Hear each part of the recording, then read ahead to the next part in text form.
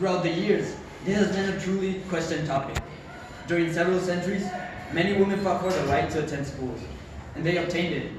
Now let's ask ourselves, was this the correct thing to do? This speech will prove to you, or at the very least, convince you that these decisions were actually wrong or unnecessary. Introducing the topic, let's clarify that women weren't able to study until the 18th century. The explanation is simple, because it was considered a waste of valuable time and resources.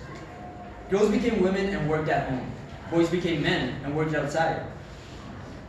They were in charge of the family bills. They both had a lot to learn in order to become productive adults. Both of them had to help out with the family chores.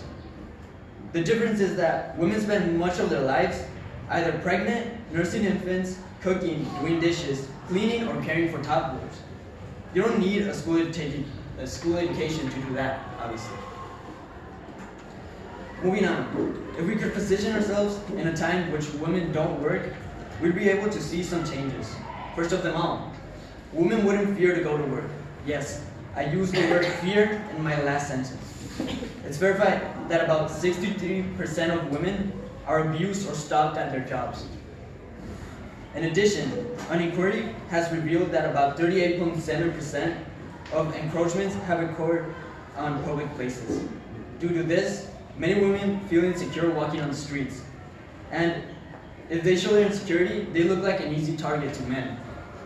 And that shouldn't be seen as a common theme. The amount of femicides has grown about 75% during the last year. Unfortunately, it means that the gap went from being 4 to being 7 of women who are murdered every day. Then, aren't they safer at home?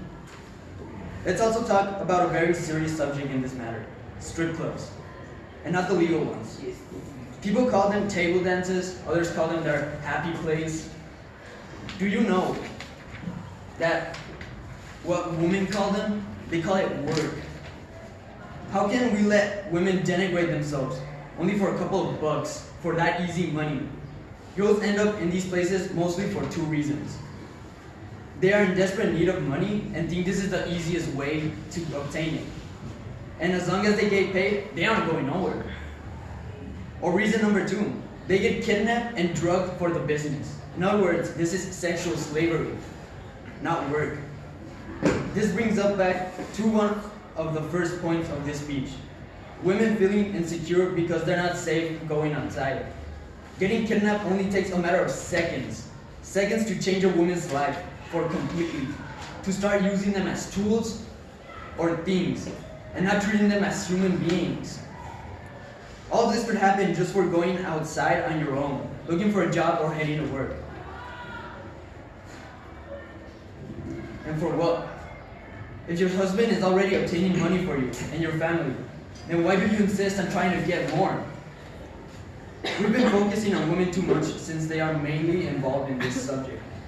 But there's something juicy about this topic that we haven't mentioned. And that juicy thing is child abuse, child depression. Child depression is different from the normal blues and everyday emotions that occur at a child's development. One of the main causes of this depression is the lack of attention at home. To explain it in an easier way, place yourselves in a house, it's completely quiet, and you can only hear the quaking sound of that wood floor makes when you walk in. You look at every corner, every little detail of your home. You know that something's missing. You feel empty. This is how a child with depression feels. They think they are alone, that there's nobody at their side.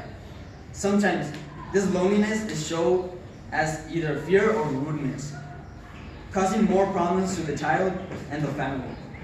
This could be prevented if the woman stayed at home. This child will never feel alone since there will always be a company. Women not studying means that the rest won't treat them as humans, since they still have their human rights. An example of this is the most important right, the one that we all have, the right to stay alive. Everyone will respect their life and won't treat them as objects.